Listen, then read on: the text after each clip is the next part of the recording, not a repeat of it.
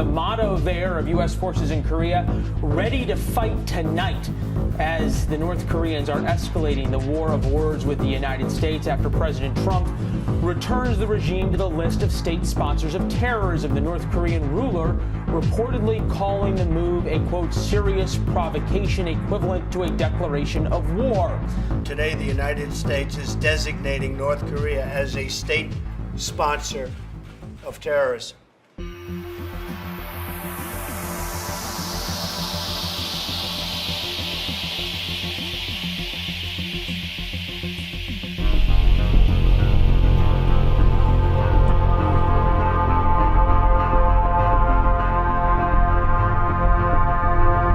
This video shows what could be the last moments of life for Kim Jong-un's half-brother. In the footage from Fuji television, Kim Jong-nam lies on a gurney at Kuala Lumpur's airport on February 13th, appearing to be unconscious, sometimes given oxygen. Minutes earlier, according to Malaysian officials, his face had been smeared with a deadly chemical weapon, VX nerve agent. This assassination, cited by President Trump as a key reason why North Korea is now being placed back on America's list of state sponsors of terrorism. North Korea has repeatedly supported acts of international terrorism, including assassinations on foreign soil. South Korean officials say Kim Jong-un ordered the hit on his half-brother. The North Koreans vehemently deny it. As the trial of the two women accused of Kim Jong-nam's murder has played out in recent days, stunning new information has been revealed. This trial is fascinating because, first of all, we're learning about North Korean tradecraft, the way they do kill people in public. According to Reuters, dozens of clips of surveillance footage have been played in court, some of it showing 4 suspects, identified by a chief investigator as North Korean handlers, talking to the women before the attack. Reuters reports the investigator testified that the men applied the VX to the women's hands. Then, after the attack, the men ducked into bathrooms, changed clothes. One shaved off his goatee. They didn't mind being seen and the whole world knowing they pulled this off, but they wanted to at least get away from the airport, get away from the scene, which they did. The investigator testified the 4 suspects were hustled onto a flight out of Malaysia by a North Korean diplomat and a manager of North Korea's national airline. According to the investigator, one of the 4 was the mastermind on the ground, a man nicknamed Hanamori, who also went by the handles Grandpa and Uncle. Experts say he would have overseen recruitment of the women and other crucial details. Get the deadly material, carry it to the airport, have your team with you at the airport, have the embassy help get you in the airport. Once it's executed, get you out of the airport, then out of the country. All of that would be under a team leader on scene. Interpol notices have gone out for these 4 North Korean suspects. They are believed to be in North Korea, and experts say there's almost no chance they'll be brought to trial. But former FBI Assistant Director Tom Puentes says they may already be dead, taken out by their own regime to eliminate loose ends. The 2 women have pleaded not guilty in the case and say they were duped into thinking this was an innocent TV prank, but they could be hanged if convicted. The one person who seems to have gotten away with all of this is Kim Jong-un.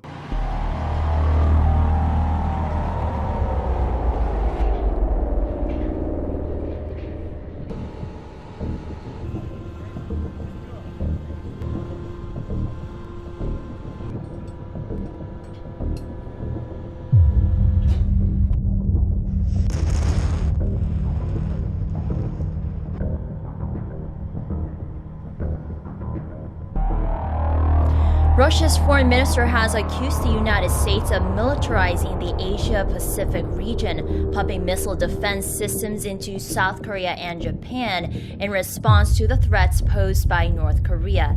At a joint press briefing with his Japanese counterpart in Moscow on Friday, Sergei Lavrov voiced concerns that the U.S. and South Korea conducted a military drill in mid-October without prior notice and announced additional sanctions on North Korean companies as if waiting to pounce militarily if Pyongyang provoked them. He reiterated Moscow's stance that North Korea should not be used as an excuse for military expansionism in Northeast Asia.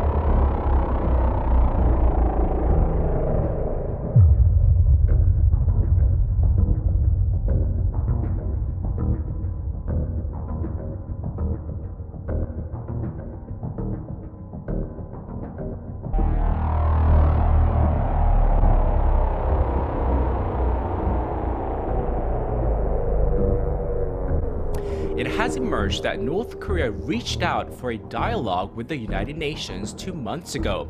Isolated for so long, it's possible Pyongyang wanted to object to the international sanctions piling up on it. The regime's attempt, however, was rebuffed by Washington. Our Oh Jung-hee reports. North Korea asked the UN chief to open up dialogue between Pyongyang and the UN 2 months ago, according to Tokyo-based Kyodo News Agency on Friday. Quoting various diplomatic sources familiar with the UN, the agency reported North Korea's Foreign Minister Ri Yong-ho asked for a dialogue channel with the UN Secretariat in late September, when he had a closed-door meeting with UN Secretary General Antonio Guterres. It's known that the Secretary General avoided giving a direct answer to this request, but expressed concern over the tensions on the Korean peninsula. He also called on the regime to abide by UN resolutions and stop nuclear and missile development. Later, Jeffrey Feltman, the UN's Under-Secretary General for Political Affairs, discussed this matter with a high-level U.S. official. And due to U.S. opposition, a dialogue between North Korea and the UN couldn't be achieved. Kyodo reported that there could have been diverging views among the permanent members of the UN Security Council, as China and Russia were for this dialogue. It's been speculated that the North wanted an international conversation to claim that the sanctions against Pyongyang are unreasonable. North Korea's representatives to the UN are continuously demanding for a global forum that involves law experts to verify the legality of the UN's sanctions resolutions. Well, I welcome the fact that the United Nations Security Council has been united in its condemnation of the actions of North Korea. These are illegal tests that they've carried out, and they should stop these.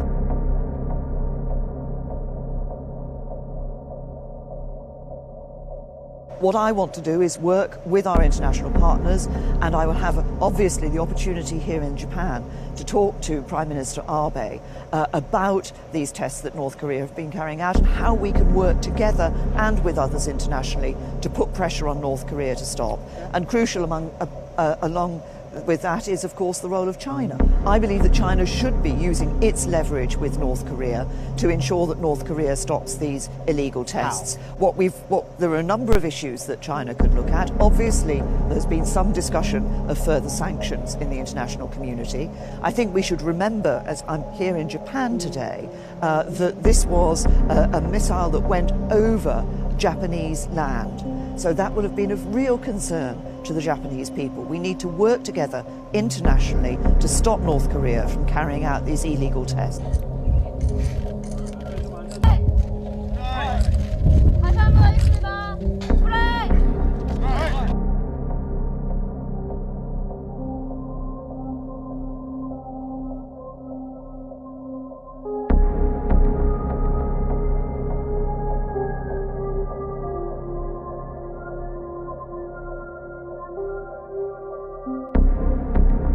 There is an expiration date for all the narrative, and the North Korean regime is known for using two weapons against their own population. One is fear. They would suppress them, and we've seen that. There's evidence about that. But the second one is the feeling of isolation, meaning the North Koreans believe that their leadership is well connected worldwide, is that China is with them, as the United States is isolated. The same Soviet techniques of during the Cold War. Now, the North Koreans starts to understand that many things have changed, that the United States is deployed, the East Asians are with the United States, and even that visit to China sends a strong message to North Korea that that country that regime is isolated, not the other way around.